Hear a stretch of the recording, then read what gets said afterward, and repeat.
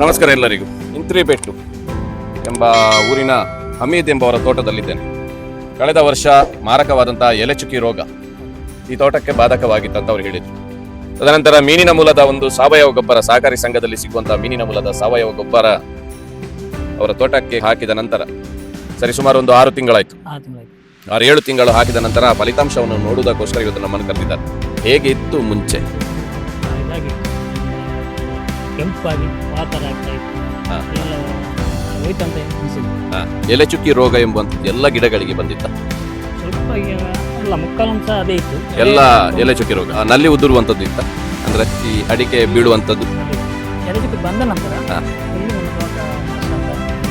Society ಹೋದಾಗ ಇವರೇ ಹುಡುಗರು ಎಲ್ಲ ಇಟ್ಟು ಏನಾಗಲ್ಲ ನೀನು ಹಾಕು ಅಂತ ಟೆಸ್ಟಾಗಿ ಬಂದ ಗೊಬ್ಬರ ಹಾಕು, ಆದ್ಮೇಲೆ ಗೊತ್ತಾಗ್ತದೆ ಹೇಳಿ. ಸರ್ಕಾರದಿಂದ ಅಧಿಕೃತ ಮಾನ್ಯತೆ ಇರುವಂತಹ ಗೊಬ್ಬರ ಮಾತ್ರ ನಮ್ಮ ಸಹಕಾರಿ ಸಂಘಗಳ ಇಡ್ಲಿಕ್ಕೆ ಅವಕಾಶ ಇರುವಂತದ್ದು. ಮೀನಿನ ಮೂಲದ ಸಾವಯವ ಗೊಬ್ಬರ ಉಪಯೋಗ ಮಾಡಿದ ಮೇಲೆ ಫಸ್ಟ್ ಉಪಯೋಗ ಮಾಡಿದ್ರೆ ಬೇರೆ ಯಾವುದೇ ಗೊಬ್ಬರ ಆಮೇಲೆ ಕೊಡ್ಲಿಲ್ಲ. ಅದೇ ಗೊಬ್ಬರದಿಂದ ನಿಮ್ಗೆ ಬಂದಿರುವಂತಹ ಅದ್ಭುತವಾದ ರಿಸಲ್ಟ್.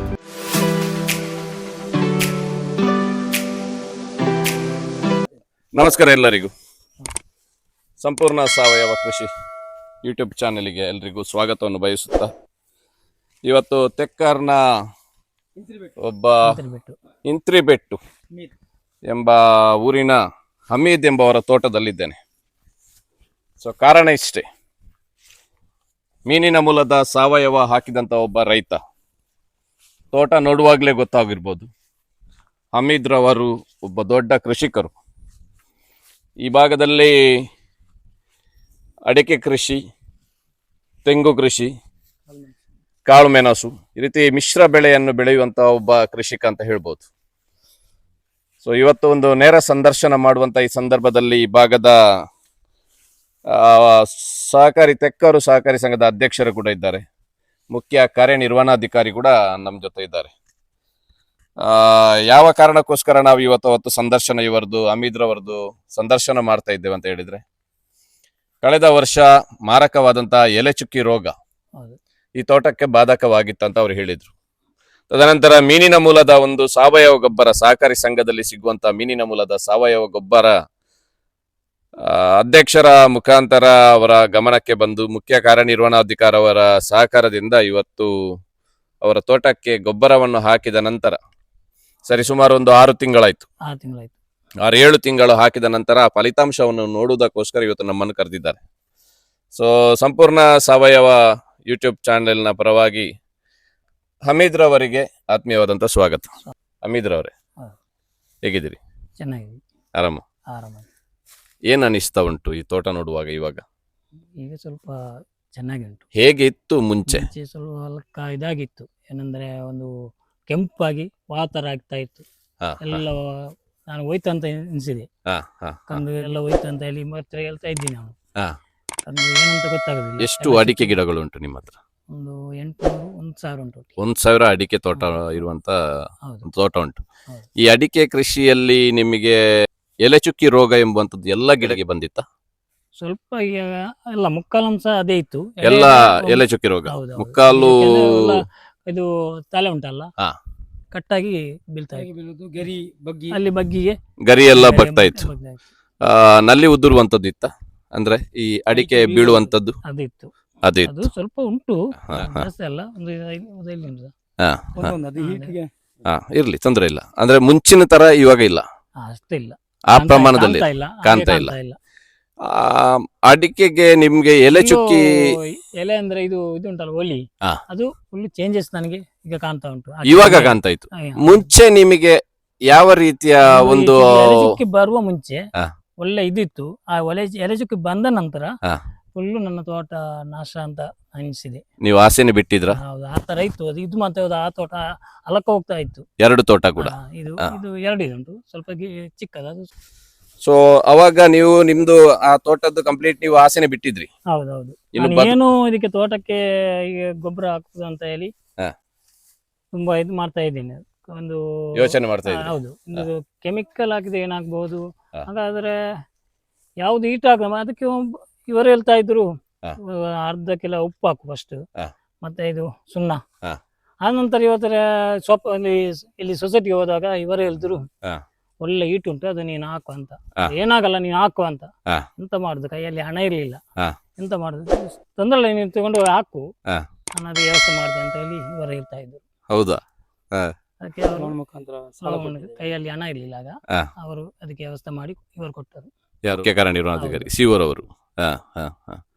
ಎಷ್ಟು ಗಿಡಗಳಿಗೆ ಎಷ್ಟು ಕೆಜಿ ತಂದು, ಎಷ್ಟು ಗೋಣಿತ ಗೊಬ್ಬರ, ಮೀನಿನ ಗೊಬ್ಬರ ತಂದಿದ್ರಿ? ನಾನು 25 ಗೋಣಿ ಚೀಲ 24 ತಂದಿದ್ರಿ. ಅಂದ್ರೆ 12 NPK, 12 fish meal, bone mill ಅಲ್ವಾ? ಸೊ ಆ ತರ ತಂದು ಮತ್ತೆ ಇವರು ತರ ಹೇಳ್ತಾ ಇದ್ರು, ಒಂದು ಮದುವೆ ಮನೆ ಹೋಗುವಾಗ ಹಾ. ಅದು ಟೆಸ್ಟ್ ಆಗಿ ಬಂದ ಗೊಬ್ಬರ ಹೌದು. ಹಾಕು, ಹಾಕಿದ ಮೇಲೆ ನಿಂಗೆ ಗೊತ್ತಾಗ್ತದೆ ಅಂತ ಹೇಳಿ.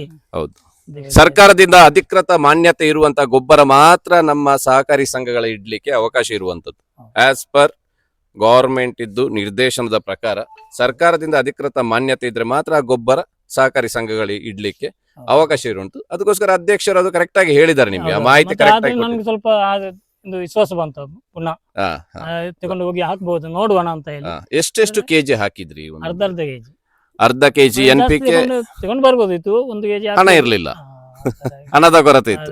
ಆದ್ರೂ ಅರ್ಧ ಕೆಜಿ NPK, ಅರ್ಧ KG fish meal, bone mill ಎರಡೂ ಸೇರಿ 1 ಕೆಜಿ ಎಲ್ಲ ಗಿಡಗಳಿಗೆ ಹಾಕಿದ್ರಿ.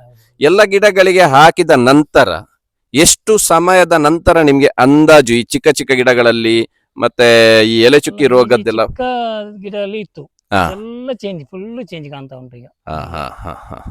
ಆಮೇಲೆ ದೊಡ್ಡದು ಇಲ್ಲೆಲ್ಲ ಹೋಗ್ತಾ ಇತ್ತು, ಎಲ್ಲರೂ ನೋಡುವಾಗ ಇವರೆಲ್ಲ ಹೇಳ್ತಾ ಇದ್ರು ಅಲ್ಲಿ ಸೊಸೈಟಿ, ನಿನ್ನ ತೋಟ ಏನಾಗಿದೆ ಅಂತ ಹೇಳಿ. 2 ವರ್ಷ ಮೊದಲು ಇವರ ತೋಟ ನೋಡಿದೆ, ಸೂಪರ್ ಆಗಿದೆ ಅಂತ. ನಮ್ಮ ಕಳೆದ ವರ್ಷ ನೋಡುವಾಗ ಮಾತ್ರ ಜಾಗ್ರತೆ ನಾವು ಅಷ್ಟು ಇದು ಮಾಡಿ ನಾವು ನೋಡ್ತಾ ಇರೋದು ತೋಟ. ಕಷ್ಟಪಟ್ಟು ನಾವು ಸ್ವಂತ ದುಡಿದು. ಹೌದು. ಎಷ್ಟು ತಿಂಗಳ ನಂತರ ನೀವು ಮೀನಿನ ಗೊಬ್ಬರ ಹಾಕಿದ ಮೇಲೆ ನಿಮ್ಗೆ ಆ ಫಲಿತಾಂಶ ಕಾಣ್ಲಿಕ್ಕೆ ಸಿಕ್ಕಿತು? ಒಂದು 2 ತಿಂಗಳು 3 ತಿಂಗಳು 3 ತಿಂಗಳ ಒಳಗಡೆ ನಿಮ್ಗೆ ಸಾಧಾರಣ ಫಲಿತಾಂಶ ಚೇಂಜ್ ಕಾಣ್ತಾ ಇತ್ತು. ಚೇಂಜ್ ಮನೆಯಲ್ಲಿ ಅವರೆಲ್ಲ ಹೇಳ್ತಾ ಇದ್ರು ಸ್ವಲ್ಪ ಚೇಂಜ್ ಆಗ್ತಾ ಉಂಟು ಅಂತ ಹೇಳಿ. ಅಲ್ಲ, ಈಗ ನೋಡುವಾಗ್ಲೇ ನಿಮ್ಗೆ ಚಂದ ತುಂಬಾ ಚೇಂಜಸ್ ಆಗಿದೆ. ಸರಿಸುಮಾರು ಒಂದು ಎಷ್ಟು % ಚೇಂಜ್ ಆಗಿದೆ? ಅಡಿಕೆ ಎಲ್ಲ ನೋಡುವಾಗ ಸ್ವಲ್ಪ ಇದು ಕಾಣ್ತಾ ಉಂಟು. ಫಸಲು ಹೇಗೆ ಹಿಡಿದಿದೆ ಈ ಸತಿ? ಅಲ್ಲ, ಸ್ವಲ್ಪ ಅದು ನೋಡುವಾಗ ನನಗೆ ಸ್ವಲ್ಪ ಖುಷಿ ಆಗ್ತದೆ, ಮನಸ್ಸಿಗೆ ನೆಮ್ಮದಿ ಉಂಟು. ಮೀನಿನ ಮೂಲದ ಸಾವಯವ ಗೊಬ್ಬರ ಹಾಕಿದ ನಂತರ ಒಂದು ಒಳ್ಳೆಯವಾದಂತ ನಿಮಗೆ ಚೇಂಜಸ್ ಕಾಣ್ತಾ ಉಂಟು. ಮತ್ತೆ ಒಳ್ಳೆ ಇವಾಗ ಎಲೆ ಚುಕ್ಕಿ ರೋಗ ಎಂಬುವಂತದ್ದು ಎಲ್ಲಿ ಕೂಡ ಕಾಣ್ತಾ ಇಲ್ಲ ನಿಮ್ಮ ತೋಟದಲ್ಲಿ. ತುಂಬಾ ಕಡೆ ಹೋಗಿದೆ ಅಂತ ಹೇಳಿದ್ರೆ ಒಂದು ಹಾಗೆ ಆಗಿದ್ದಲ್ಲ, ಅದಕ್ಕಿಂತ ಜಾಸ್ತಿ ಅದು ಒಲಿ ಎಲ್ಲ ಹೋಗ್ತಾ ಇತ್ತು. ಬಂದ ಒಲಿ ಕರೆಕ್ಟ್ ಉಂಟು, 6 ತಿಂಗಳ ನಂತರ ಬಂತಲ್ಲ ಅಲ್ಲಿ ಅದಕ್ಕಿಂತ ಜಾಸ್ತಿ ಆಗ್ತಾ ಹೋಗಿದಿತ್ತು ಕೆಳಗೆ. ಹಾಗೆ ಸ್ವಲ್ಪ ಚೇಂಜಸ್ ಆಗಿದೆ ಎಲ್ಲ. ನಲ್ಲಿ ಉದುರುವಂತದ್ದು ಹೇಗಿತ್ತು? ಅಂದ್ರೆ ಉರುವೆ ತಾಲೂದು ಅಂತ ಹೇಳ್ತಾರೆ, ಕಡಿಮೆ ಉಂಟಾ? ಮೊದಲು ಹೇಗಿತ್ತು, ಇವಾಗ ಹೇಗೆ ಆಗಿದೆ? ಇವಾಗ ನಿಮಗೆ ಎಲ್ಲಿಯಾದ್ರೂ ಕಾಣ್ತಾ ಉಂಟಾ? ಜಾಸ್ತಿ ಇಲ್ಲ, ಅದು ಸ್ವಲ್ಪ ಯಾಕಂದ್ರೆ ಅದು ಗೊಬ್ಬರ ಸ್ವಲ್ಪ ಜಾಸ್ತಿ ಹಾಕ್ಲಿಕ್ಕೆ ಹೇಳಿದ್ರು. ನೀವು ಬರೀ ಅರ್ಧ ಕೆಜಿ ಅಂದ್ರೆ 1 ಕೆಜಿ. ಆಕ್ಚುಲಿ ಇಂಥ ಗಿಡಗಳಿಗೆ ನಮ್ ಕಡೆ ಎಲ್ಲ ರೈತರು ಏನ್ ಮಾಡ್ತಾರೆ ಅಂತ ಹೇಳಿದ್ರೆ 2 ಕೆಜಿ ಹಾಕ್ತಾರೆ. 1 kg NPK, 1 kg fish meal, bone meal. So 2 kg ಕೊಟ್ರೆ ನಿಮಗೆ ಒಳ್ಳೆ ರೀತಿಯಲ್ಲಿ ಫಲಿತಾಂಶ ಸಿಗ್ತದೆ. ಆದ್ರೆ ಚಿಕ್ಕ ಗಿಡಗಳಿಗೆಲ್ಲ ಸರಿ ಮುಟ್ಟುತ್ತದೆ, ಗಿಡಕ್ಕೆ ಮುಟ್ಟುತ್ತದೆ. ಸೊ ಏನ್ ಹೇಳಲಿಕ್ಕೆ ಬಯಸ್ತೀರಿ ನಿಮ್ಮ ರೈತರಿಗೆ, ಈ ಭಾಗದ ರೈತರಂತಲ್ಲ, ನಿಮ್ಮನ್ನ ಈಗ ನಾವು ಒಂದಷ್ಟು ರೈತರಿಗೆ ಇದು ಪ್ರಯೋಜನವಾಗ್ಲಿ? ಹಮೀದ್ ರವರೇ, ಇವಾಗ ನಿಮಗೆ ಸಿಕ್ಕಿರುವಂತಹ ಒಂದು ಫಲಿತಾಂಶ ಬರೀ ಅಡಿಕೆ ಗಿಡಗಳಿಗೆ ಮಾರಕವಾದಂತಹ ಎಲೆ ಚುಕ್ಕಿ ರೋಗ ಕಾಡುತ್ತಿರುವಂತಹ ಈ ಸಂದರ್ಭದಲ್ಲಿ ನಿಮಗೆ ಒಂದು ಅಮೃತ ಸಿಕ್ಕಿದಾಗೆ ಆಗಿದೆ. ಈ ಗಿಡಗಳು ಮತ್ತೆ ವಾಪಸ್ ಬಂದಿದೆ, ತುಂಬಾ ನನಗೆ ಖುಷಿ ಆಗ್ತಾ ಉಂಟು. ಏನು ಹೇಳಲಿಕ್ಕೆ ಬಯಸ್ತೀರಿ? ಈಗ ಸುಳ್ಯ ಭಾಗದಿಂದ ಹಿಡಿದು ಬೆಳ್ತಂಗಡಿ ಇರ್ಬೋದು, ಬಂಟ್ವಾಳ ಇರ್ಬೋದು, ಪುತ್ತೂರು ಇರ್ಬೋದು, ಮೂಡುಬಿದ್ರೆ ಇರ್ಬೋದು, ಮುಲ್ಕಿ ಇರ್ಬೋದು, ಅಥವಾ ಬೇರೆ ಬೇರೆ ಕಾರ್ಕಳ ಇರ್ಬೋದು, ಇಂಥ ಎಲ್ಲಾ ಭಾಗಗಳಲ್ಲಿ ಎಲೆ ಚುಕ್ಕಿ ಎಂಬಂತದ್ದು ದೊಡ್ಡ ಮಾರಕ ಒಂದು ರೋಗ ಉಂಟು. ಸೊ ಒಂದಷ್ಟು ರೈತರು ಪಾಪ ಕಂಗಾಲಾಗಿ ಬಿಟ್ಟಿದ್ದಾರೆ, ಬೇರೆ ಬೇರೆ ಪ್ರಯತ್ನ ಮಾಡಿ ಕಂಗಾಲಾಗಿ ಬಿಟ್ಟು ಅವರ ಆಸೆನೆ ಬಿಟ್ಟು ಬಿಟ್ಟಿದ್ದಾರೆ. ಈ ಸಂದರ್ಭದಲ್ಲಿ ರೈತರಿಗೆ ಯಾವ ರೀತಿಯ ಒಂದು ವಿಶ್ವಾಸದ ಮಾತನ್ನು ಈ ಗೊಬ್ಬರದ ಬಗ್ಗೆ ಹೇಳಲಿಕ್ಕೆ ಬಯಸ್ತಾ ಇದ್ದೀರಿ? ಏನು ತೊಂದರೆ ಇಲ್ಲ, ಹಾಕ್ಬಹುದು. ಇದು ಒಳ್ಳೆ ಗೊಬ್ಬರ ಅಂತ ನನಗೆ ಅನಿಸಿದೆ ಅದು. ಅನಿಸಿದೆ. ಹೌದು ಸೊ ಎಲ್ಲ ರೈತರಿಗೆ ಪ್ರಯೋಜನವನ್ನು ಪಡ್ಕೊಂಡಿದ್ದೀರಿ. ಹೌದು ನೀವು ಹಾಕಿ ನಾನು ನಿಮ್ಗೆ ಹಾಕಿದ್ದೇನೆ. ತೃಪ್ತಿದಾಯಕ ಉಂಟಾ ಹೌದು ಅಂತ? ಹೌದು ಅಂದ್ರೆ ನೀವು ಹಾಕಿದ ಮೇಲೆ ನಿಮ್ಗೆ ತೃಪ್ತಿದಾಯಕ ತೃಪ್ತಿ ಉಂಟಾ? ಉಂಟು. ನಿಮಗೆ ಸಮಾಧಾನ ಆಗಿದೆ? ಸಮಾಧಾನ ಆಗಿದೆ. ಸಮಾಧಾನ ಆಗಿದೆ ಅಂತ ಹೇಳಿದ್ರೆ ನಿಮ್ಗೆ ಈ ಇಂಥ ರಿಸಲ್ಟ್ ಬಂದಿದ್ದರಿಂದ ಹೌದು ನಿಮ್ಮ ಅಧ್ಯಕ್ಷರಾಗಿರ್ಬೋದು, ಕಾರ್ಯನಿರ್ವಹಣಾಧಿಕಾರಿ ಇವರೆಲ್ಲರೂ ಕೊಟ್ಟಂತಹ ಒಂದು ಸಹಕಾರ, ಇವತ್ತು ನೀವೊಂದು ಹಸನ್ಮುಖಿಯಾಗಿ ಈ ನಿಮ್ಮದೇ ತೋಟದಲ್ಲಿ ನಿಂತು ಸಂತೋಷದಿಂದ ನಮ್ಮ ಜೊತೆ ಮಾತಾಡ್ತೀವಿ. ಹೌದು ಸೊ ಉಳಿದ ರೈತರಿಗೆ ಕೂಡ ಏನು ಸಂದೇಶ ಹೇಳ್ತೀರಿ ಈ ಗೊಬ್ಬರದ ಬಗ್ಗೆ? ಧೈರ್ಯದಿಂದ ಅವರಿಗೆ ನೀವು ಹಾಕ್ಲಿಕ್ಕೆ ಹೇಳ್ತಾ ಇದ್ದೀರಾ ಅಥವಾ ಹಾಕ್ಬಹುದು? ಹಾಕ್ಬೋದು. ಯಾವ ರೀತಿಯಲ್ಲಿ ಹೇಳ್ಬೋದು. ಅವರಿಗೆ ಫಲಿತಾಂಶ ಅವರು ನಿರೀಕ್ಷೆ ಮಾಡಬಹುದು ಅಂತ? ಕೆಮಿಕಲ್ಗಿಂತ ಇದು ಹಾಕ್ಬೋದು ಅಂತ ನನಗೆ ಅನಿಸ್ತಾ ಇದೆ. ರಾಸಾಯನಿಕ ಗೊಬ್ಬರಕ್ಕಿಂತ ಸಾವಯವ ಗೊಬ್ಬರ ಹಾಕ್ಬೋದು.